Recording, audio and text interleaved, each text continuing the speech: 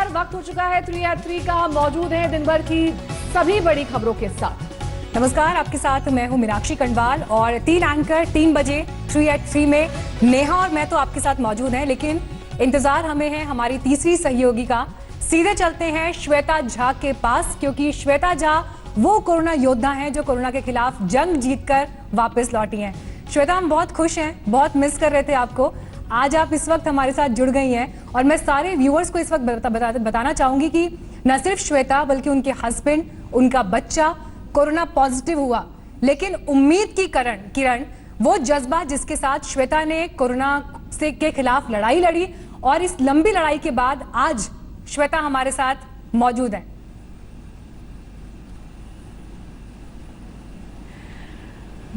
बहुत बहुत धन्यवाद मीनाक्षी। नेहा, बहुत अच्छा लग रहा है, थोड़ा इमोशनल भी हूँ।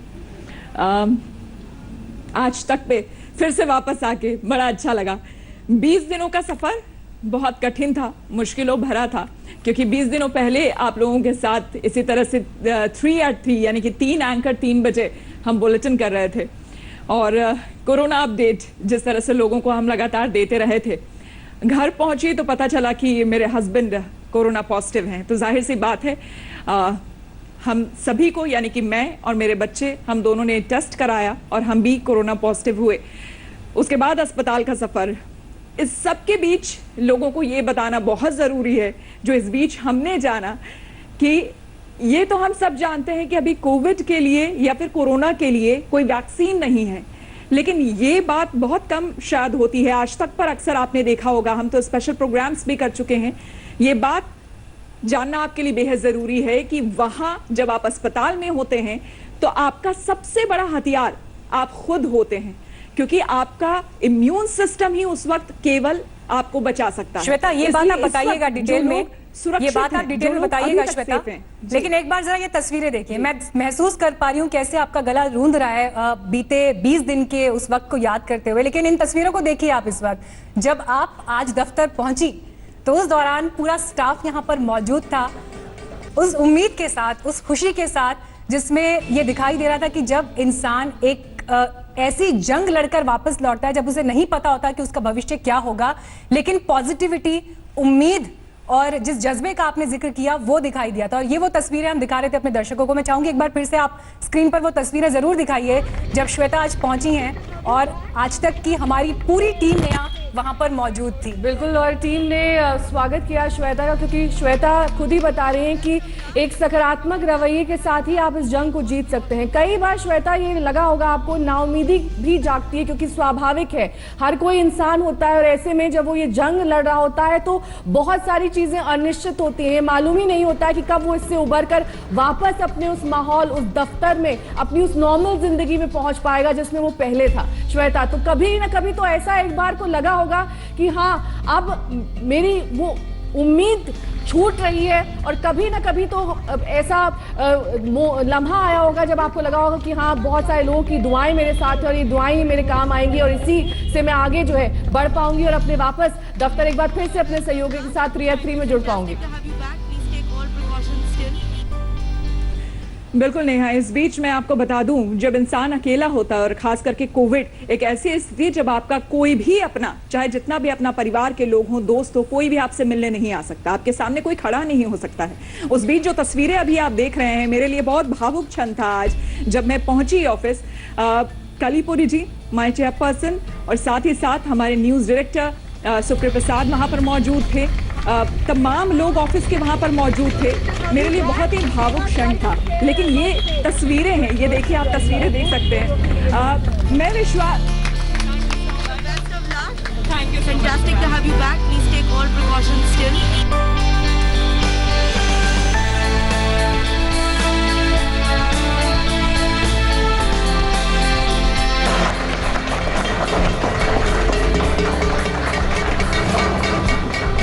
ये जो तस्वीरें हैं तो ये श्वेता, जो क्षण था जो आप तस्वीरें देख रहे हैं मेरे लिए बहुत भावुक था मीनाक्षी। जब मैं यहाँ पर पहुंची, जब तमाम लोग आपके यहाँ पर मौजूद हों और आपको विश्वास नहीं हो रहा हो, लेकिन आप दिलाने की कोशिश कर रहे हैं कि आप फिर से जंग जीत कर कोरोना से आप वापस आए हैं। यहाँ पर मीनाक्षी और नेहा, मैं अपने दर्शकों को भी बताना चाहूंगी, अक्सर हमने देखा है प्रधानमंत्री अपील करते रहे हैं उन लोगों से कि जो बड़े बड़े इंडस्ट्रीज में काम करते हैं या फिर जो जिस किसी भी संस्थान में काम करता है कि प्लीज इस समय लोगों की मदद करिए। बहुत मुश्किल होता है इस घड़ी में अपने आप को बचा पाना, निकाल पाना और पॉजिटिव रहना। लेकिन यहाँ पर सबसे बड़ी बात हमारे साथ, मेरे पूरे परिवार के साथ ये रही कि हमारा इंडिया टुडे जो संस्थान है, ये जो ग्रुप है, वो लगातार ये ऑर्गेनाइजेशन हमारे साथ रहा। इस बात की मैं तारीफ करूंगी और ये बात इसलिए मैं मेंशन करूंगी, इसलिए सिर्फ नहीं क्योंकि मैं यहाँ पर कार्यरत हूँ। मैं ये बात बताना चाहूंगी कि जब मेरे हस्बैंड आईसीयू में थे, मैं अपने 4 साल के बच्चे के साथ अकेले कमरे में थी और ये पता होगा आप सबको कि जो कोविड पेशेंट्स होते हैं वो कमरे से बाहर नहीं जा सकते हैं। बड़ा मुश्किल होता है एक कमरे में आपको 10 दिन या 11 दिन रहना। और उस समय जब हर वक्त नेगेटिविटी हो, आपको जो खबरें आ रही थी मेरे पास कि मेरे हस्बैंड सांस तक नहीं ले पा रहे हैं ठीक से और इस वक्त हम दवाइयां नहीं दे पा रहे हैं, और उस वक्त जब मुझे हर तरफ अंधकार दिख रहा था, तो बाहर जो मेरे लोग थे, परिवार के साथ साथ जो मेरा संस्थान था, वो मेरे साथ एक रीढ़ की तरह, एक मेरे बैकबोन की तरह, मेरे स्ट्रेंथ की तरह वो उस समय खड़ा था मेरे साथ। हर एक मिनट की जानकारी मेरे संस्थान को थी और वो लगातार फॉलो अप कर रहे थे, और ये मेरे लिए उस अंधकार में एक रोशनी, उस दिए के समान था जिसको एक एक कदम बढ़ाकर मीनाक्षी और नेहा मैं आगे निकल पाई हूँ। और आज इन 20 दिनों ने आपको क्या सिखाया? मेरा पूरा परिवार, अगर आज जो दर्शक श्वेता इस वक्त हमारे साथ मौजूद हैं, जो भी मे बी जो इस वक्त संक्रमित हैं या उनके परिजन दोस्त जो इस मुश्किल वक्त से गुजर रहे हैं, आपने जो इन 20 दिनों में सीखा, मैं चाहूंगी आप जरूर हमारे व्यूअर्स के साथ वो शेयर करें। बिल्कुल मीनाक्षी, एक बार फिर से मैं चाहूंगी, आपका सवाल मैं ठीक से सुन नहीं पाई। आपके लिए इन 20 दिनों में जीवन का सबसे बड़ा संदेश क्या रहा श्वेता? देखिए, इसमें जो सबसे बड़ी बात मैंने सीखी और समझी वो ये कि आप अपने आप को टेकन फॉर ग्रांटेड मत लीजिए। तमाम काम हैं जो आप करिए, लेकिन उसके साथ ही साथ अपने शरीर पर काम करिए, यानी कि फिजिकल फिटनेस और मेंटल फिटनेस बहुत जरूरी है।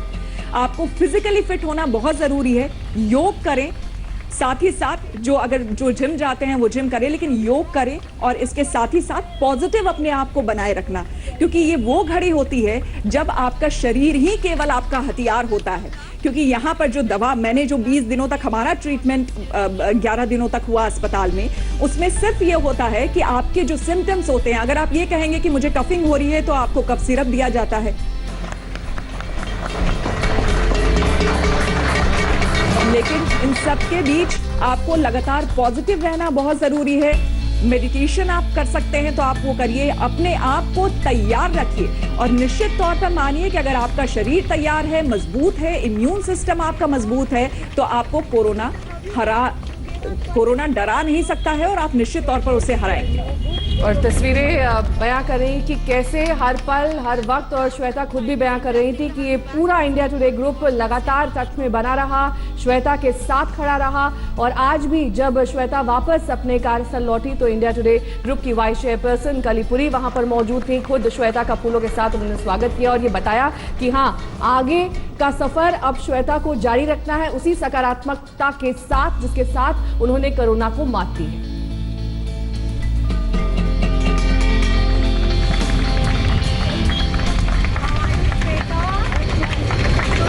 You back? You gave us quite a scare, I must say. I'm feeling so emotional. 20 दिन बाद श्वेता लौटी है और श्वेता लगातार अपने अनुभव दर्शकों के साथ इसलिए भी साझा कर रही है ताकि आपको फर्स्ट हैंड एक्सपीरियंस जो श्वेता ने अस्पताल में और इस पूरी जंग के दौरान महसूस किया है वो आपके साथ साझा कर सके कि कोरोना से डरना नहीं है, कोरोना से लड़ना है और कोरोना के साथ अब जीवन में आगे भी बढ़ना है, क्योंकि ये संक्रमण जब तक वैक्सीन नहीं आ जाती तब तक जाने वाला नहीं है। ऐसे में माहौल को भयभीत नहीं करना है, किसी भी तरीके से ये नहीं सोचना है कि हाँ, हम अपनी जो शरीर है उसको फॉर ग्रांटेड ले सकते हैं। आपको लगातार अपने शरीर को मजबूत बनाना है, अपनी रोग प्रतिरोधक क्षमता को बढ़ाना है ताकि आप कोरोना से जंग जीत सकें। have you back. Please take ये जो all तस्वीरें नेहा और मीनाक्षी आप देख रहे हैं, एक तरफ तो आज की तस्वीर है जब मैं ऑफिस पहुंची। कलीपुरी चेयरपर्सन हमारी मौजूद थी, न्यूज डायरेक्टर सुप्रिय प्रसाद मौजूद थे, पूरा ऑफिस वहां पर मौजूद था। मैं एक बार फिर से उन सभी का धन्यवाद करना चाहूंगी, न सिर्फ मैं बल्कि पूरा परिवार मेरा ये जानता है कि किस तरह से ये पूरा इंडिया टुडे ग्रुप हमारे साथ बना रहा और किस मजबूती से खड़ा रहा। I must say, so emotional right now. I was getting an update from Supriya on a daily and an hourly basis. I must say, so emotional right now. best of luck. It was fantastic to have you back. Please take all precautions still. One day you're absolutely fine, so today There was no symptoms at all, and I was completely fine.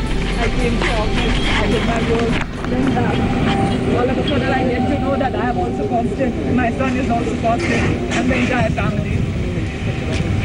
So we are hoping now from very good tips from you, and everyone here outside is here because they basically are seeing plasma donor. Shweta, so good to have you back. You gave us quite a scare, I must say. I'm feeling so emotional right now. You're feeling emotional. And I was getting an update from Supriya on a daily and an hourly basis. And you really did give us quite a scare. We are so happy to have you back here. It was a tough time. Very tough.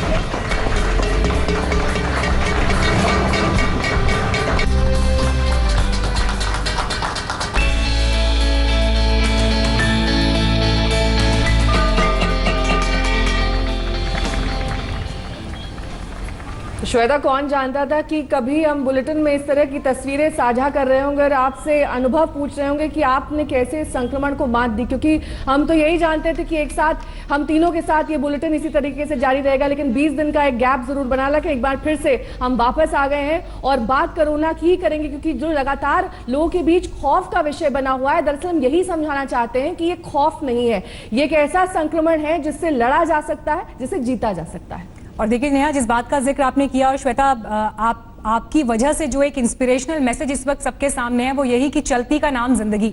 लेकिन क्योंकि श्वेता आप खुद दिल्ली के अस्पताल में भी admit थी और वहां पर जब पूरी राजधानी की बात हो रही है तो हालात बेहद चिंताजनक हैं।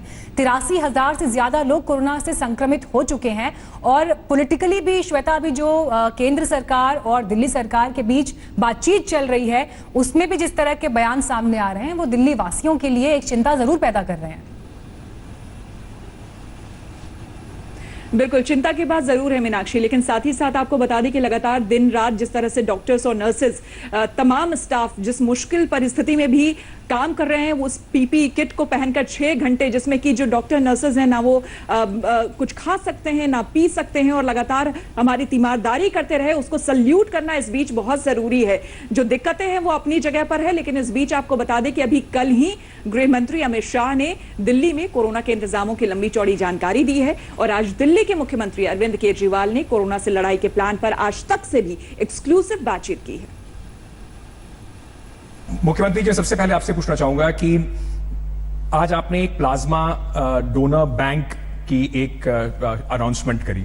क्या है ये अनाउंसमेंट? क्योंकि अब लोगों को दिखने लगा है कि ब्लड बैंक से ज्यादा शायद इस समय फिलहाल प्लाज्मा बैंक की आवश्यकता ज्यादा है, तो ये क्या पहल है? क्योंकि अभी भी प्लाज्मा थेरेपी ट्रायल स्टेज पर ही अगर कहें तो है, अभी पूरी तरह से मान्यता प्राप्त नहीं है इस थेरेपी को। मैं आपकी बात से सहमत हूँ। लगभग 2-2.5 महीने पहले सबसे पहले दिल्ली सरकार ने इनिशिएटिव लेके प्लाज्मा थेरेपी के ट्रायल शुरू किए थे केंद्र सरकार से परमिशन लेके, और हमारा जो पहला ट्रायल था 29 पेशेंट्स पे था और वो ट्रायल काफ़ी सक्सेसफुल रहा।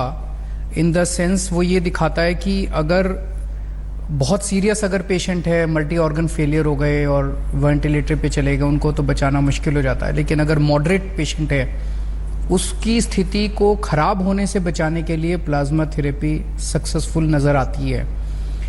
आज जब वैक्सीन कोई नहीं है हमारे पास और कोई और नहीं है, तो ये एक अच्छा एक मददगार साबित होती है। मैं इतना ही कहूँगा, बड़े बड़े अभी दावे नहीं करूँगा।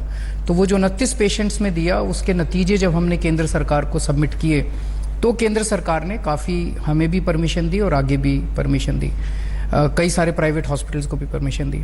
अभी मैं ये देख रहा हूँ कि लोग जो है प्लाज्मा को ढूंढते हुए बहुत ज़्यादा हैरेसमेंट फील कर रहे हैं कि कोई प्लाज्मा का डोनर मिल जाए, हमारा मरीज जो है वो अस्पताल में एडमिट है जी, कोई प्लाज्मा। मेरे पास बहुत फ़ोन आ रहे हैं और गलत किस्म की एक्टिविटीज़ भी शुरू हो गई हैं इस पूरे इसमें।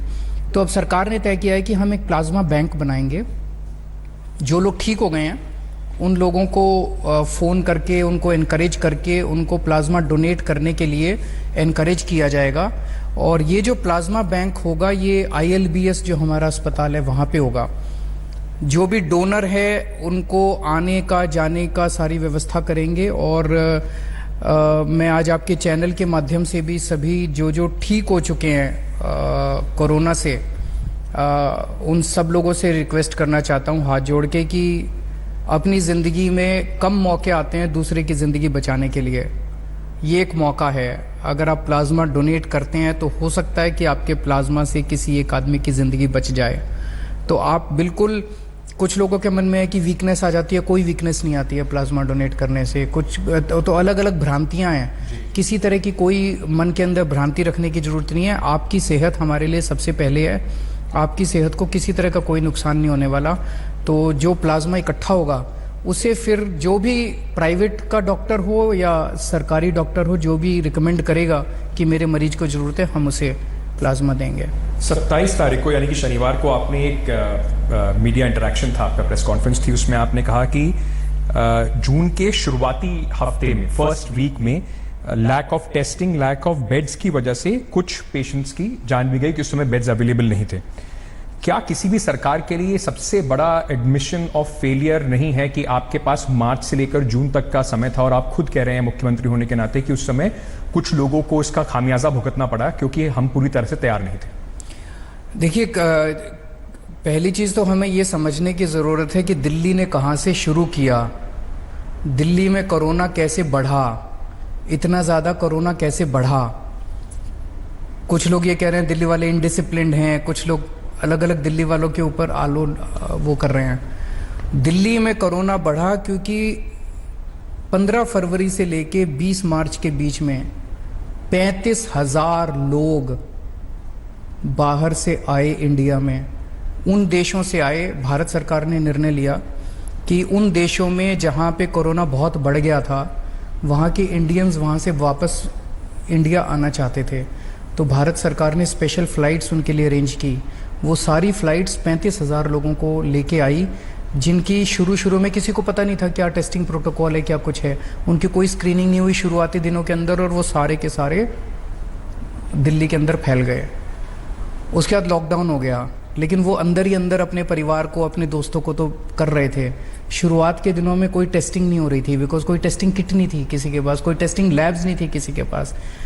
उसके बाद जब लॉकडाउन खुला, तो लॉकडाउन खुलने के बाद सब लोग आपस में मिलने लगे और ये एक बड़े स्तर के ऊपर फैला।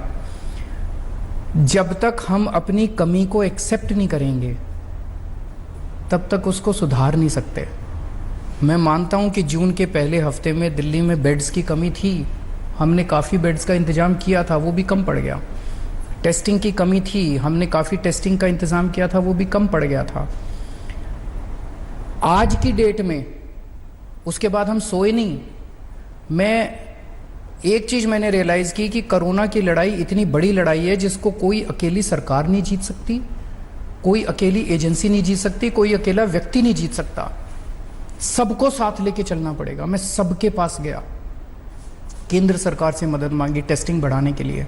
केंद्र सरकार के शुक्रगुजार है, उन्होंने हमें रैपिड टेस्टिंग किट्स से मदद की। शुरू में उन्होंने 10-12 हज़ार दी, अब हमने और ख़रीद ली हैं बहुत सारी, लेकिन उन्होंने शुरुआत हमारे को टेस्टिंग किट्स दी। बेड्स हम लोगों ने आज इतने इंतज़ाम कर दिए हैं दिल्ली के अंदर बेड्स के, अब बेड्स की कमी नहीं है।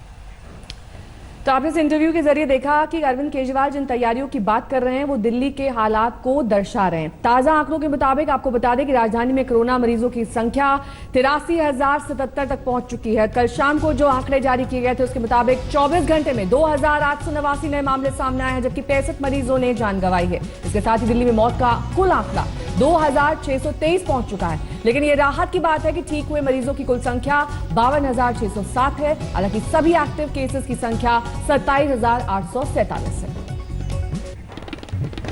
एक छोटे से ब्रेक के लिए यहाँ रुक रहे हैं, फौरन लौटेंगे। देखते रहिए आज तक।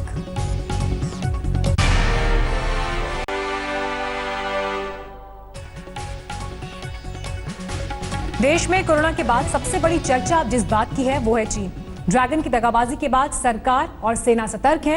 एलएसी पर नेहा निगहबान चौकसी सेना की तरफ से लगातार की जा रही है। और बिल्कुल मीनाक्षी, क्योंकि सबसे ज्यादा चर्चा जिस बात पर हो रही थी कि आखिर गलवान वैली में 15 जून की रात क्या कुछ हुआ, किस तरीके से हमारे सैनिकों ने चीनियों के छक्के छुड़ाए, उसकी पूरी कहानी पूर्व सेना प्रमुख ने सुनाई है श्वेता। और हम ये इंटरव्यू भी आपके दिखाएंगे, लेकिन चीन जिस तरीके से लगातार इस बात को नकार रहा है वो बताइए श्वेता।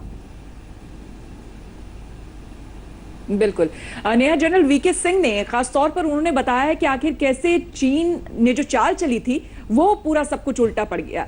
वैसे तो इसको लेकर कई कहानियां सामने आ रही थी, लेकिन पहली बार मोदी सरकार के किसी मंत्री ने इस पर खुलकर और विस्तार से बात बताई है। चीन की एक हमेशा से खासियत रही है, और खासियत ये रही है कि वो हमेशा अपने क्लेम लाइन को आगे बढ़ा चढ़ाकर बताता है। उनके प्रधानमंत्री ने 59 में हमारे प्रधानमंत्री को एक नक्शा दिया था जो तकरीबन इतना बड़ा था, और इस नक्शे के ऊपर उन्होंने अपनी क्लेम लाइन मार्क कर रखी थी कि ये हमारी क्लेम लाइन है। अब इस नक्शे को अगर आप जमीन पर उतारने का प्रयत्न करेंगे तो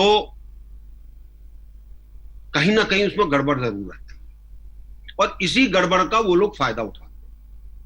आप कहेंगे कि जी ये पहाड़ के ऊपर से जानी चाहिए, तो कहेंगे नहीं जी नदी में से जानी चाहिए।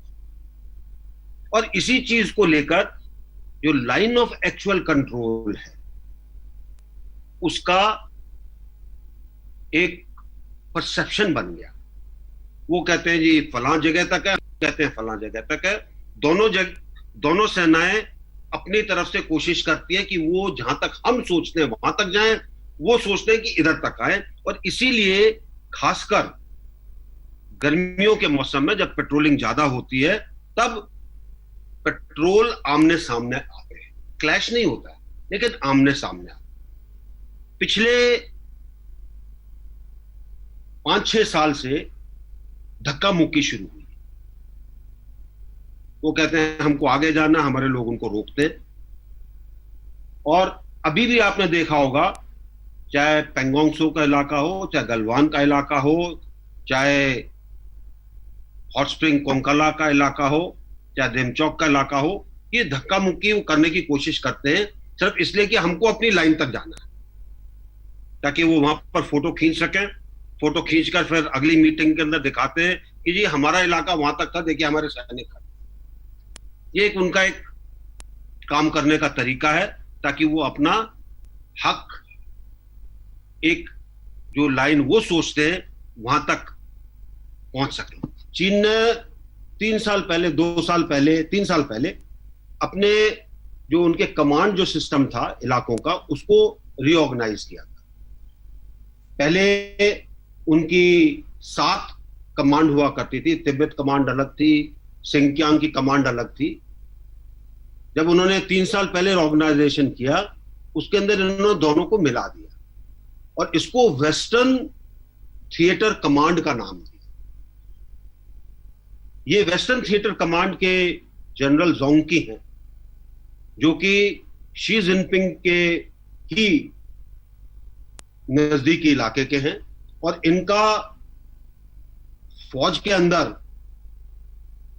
काफी नाम हुआ है अलग अलग जगह पर। और लोगों का मानना था कि ये इनकी और पदोन्नति होगी, और वो भी बड़े एम्बिशियस हैं, जो चाहते हैं कि जल्दी से जल्दी उनके यहाँ अच्छी पदोन्नति तब मानी जाती है जब वो सेंट्रल मिलिट्री कमीशन में चला जाए। तो वो चाहते हैं कि जल्दी से जल्दी वो सेंट्रल मिलिट्री कमीशन में चले जाएं। तो उनकी भी इच्छा थी कि कुछ ऐसा करके दिखाएं कि सब लोग कहें कि बड़ा अच्छा जनरल है, इसने भारत को सबक सिखाया है, इसको सेंट्रल मिलिट्री कमीशन में लेना चाहिए। तो ये सब जो चीजें हुई हैं, इसके पीछे एक आदमी की एम्बिशियस प्रवृत्ति भी है, जिसके कारण ये सब कुछ हुआ है। और मेरा अपना मत यह है कि वो शायद सेंट्रल मिलिट्री कमीशन में अब उनको कोई ना ले, क्योंकि कोई देश नहीं चाहता कि उसको युद्ध करना पड़े, क्योंकि युद्ध किसी भी देश की आर्थिक स्थिति के लिए अच्छा नहीं, चाहे चीन हो, चाहे भारत हो, चाहे अमेरिका हो, चाहे रूस हो। पहले सब कोशिश करते हैं कि बाकी और चीजों से जो भी मतभेद है उनको दूर किया जाए, और अगर मतभेद नहीं होते तो आखिरी विकल्प युद्ध होता है। और उन्होंने देख लिया है कि भारतीय सेना वो नहीं है जिसके बारे में उन्होंने 1962 के जो लड़ाई हुई, जिसमें उन्होंने देखा कि लोग बाग भाग रहे थे छोड़कर, क्योंकि उनको हुक्म मिला था। आज नेतृत्व उस प्रकार का नहीं है। आज हमारा सैनिक जो उसको सम्मान चाहिए तकरीबन उसके पास है, और क्षमता हमारी 1962 से कहीं ज्यादा है। 1962 में अगर हमने एयरफोर्स का इस्तेमाल किया होता तो शायद रिजल्ट दूसरा होता, लेकिन उस समय जो राजनीतिक नेतृत्व था वो कुछ और सोचता था। और मेरे ख्याल से आज जो हमारा राजनीतिक नेतृत्व है वो अगर जरूरत पड़ेगी तो जितने भी हमारे पास विकल्प हैं, सब विकल्पों के इस्तेमाल के बारे में वो तैयार है। पाकिस्तान प्रायोजित आतंकियों के खिलाफ जम्मू कश्मीर में ऑपरेशन ऑल आउट अब भी जारी है और इसी ऑपरेशन के तहत अनंतनाग में 3 आतंकियों को आज ढेर किया गया श्वेता, और एक बड़ी कामयाबी माना जा रहा है। बिल्कुल, और ये जो मारे गए आतंकी हैं उनमें हिजबुल मुजाहिदीन का कमांडर मसूद भी शामिल है। मसूद डोडा का रहने वाला था। आपको बता दें कि 3 आतंकियों में लश्कर के 2 आतंकी भी मीनाक्षी इसमें शामिल थे। बड़ी कामयाबी। जम्मू कश्मीर पुलिस ने ये कहा है कि इस ऑपरेशन को जम्मू कश्मीर पुलिस 19 RR और CRPF ने अंजाम दिया। एनकाउंटर की जगह से हथियार भी बरामद हुए हैं, लेकिन स्पेसिफिकली अगर जून के महीने में बात करें तो जिस तरह से ताबड़तोड़ एक्शन हुए हैं फौज की तरफ से, तो इसमें 40 से भी ज्यादा आतंकवादी अब तक मारे जा चुके हैं। और इस पूरे साल की बात करें तो इस पूरे साल में 100 से ज्यादा आतंकवादियों को हमारी सेना और सुरक्षा बल ढेर कर चुके हैं।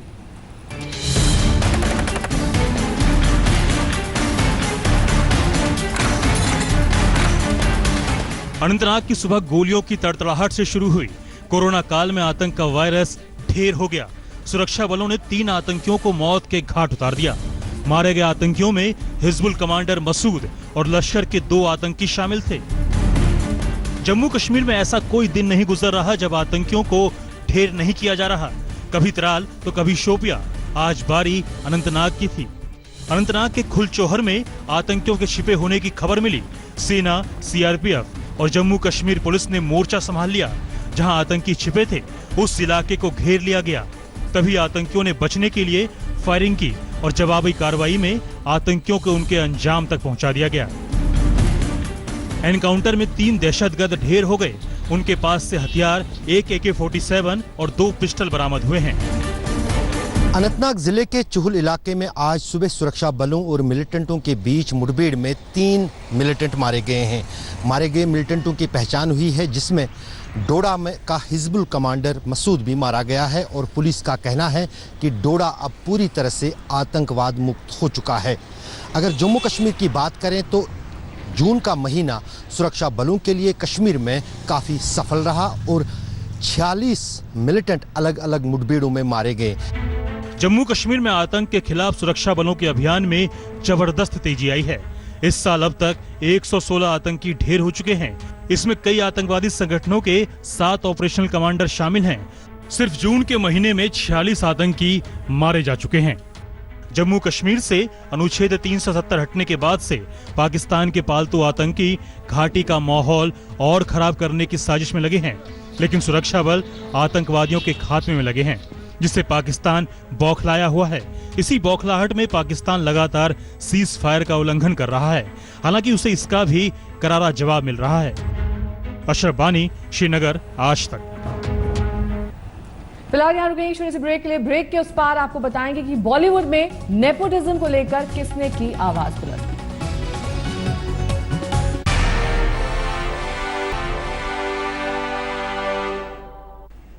बॉलीवुड में नेपोटिज्म को लेकर बवाल मचा हुआ है। सुशांत सिंह राजपूत की खुदकुशी के बाद से ये मामला और बढ़ गया है। इसी भाई भतीजावाद पर गीतकार मनोज मुंतशिर ने चोट की है।